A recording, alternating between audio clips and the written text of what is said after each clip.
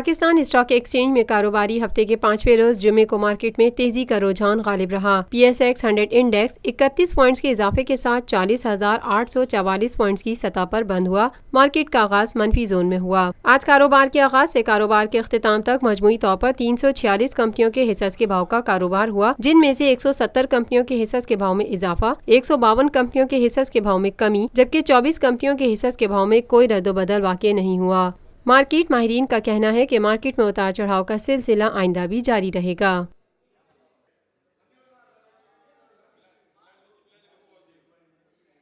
Lotus Lake Towers, a groundbreaking endeavor by Lotus Properties.